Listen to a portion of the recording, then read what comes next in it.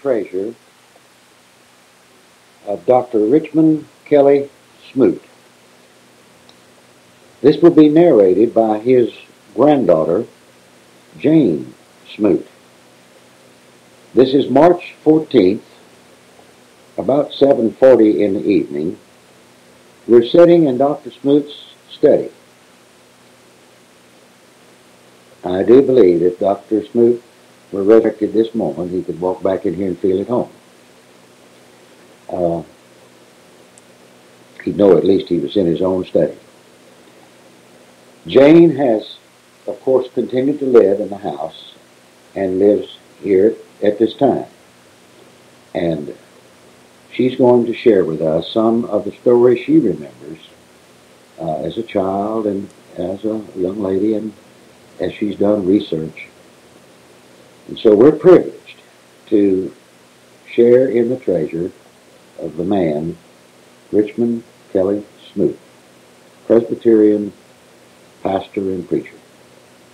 Jane, share with us then, if you will, something about your grandfather, and let's begin with his roots, if you will. Thank you, Frank. I appreciate your interest in my grandfather.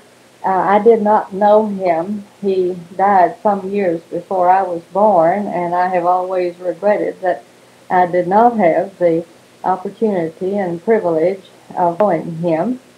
But I have, in printed material, in family records, and from, of course, my father's own recollections, almost, I think, come to have known him. He liked to joke about his ancestry.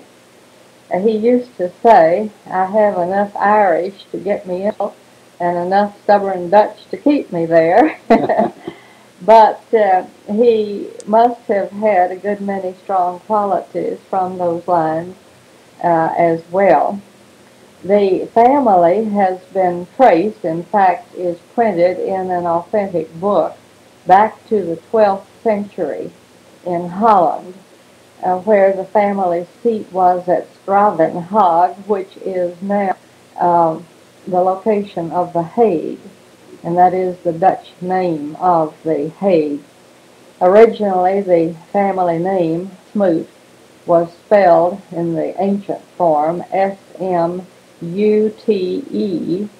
and then somehow or other, probably through carelessness or ignorance or whatever, it was changed to S-M-O-U-T, and eventually, in our own time, wound up S-M-O-O-T. Sort of an odd name, apparently brought to this country by 3 Dutch brothers who were sea captains and ship designers, and they settled on the coasts of Virginia and Maryland, but scattered out even as the country was growing.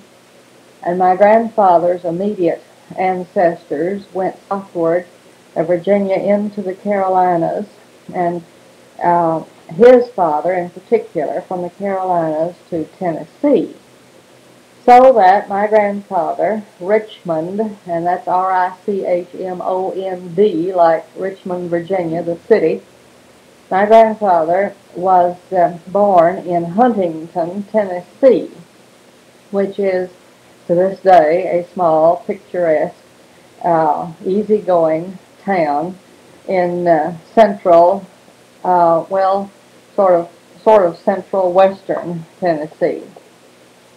At any rate, he was born and reared there in an old house, still standing, by the way. I visited it only last summer for the second time I've been there.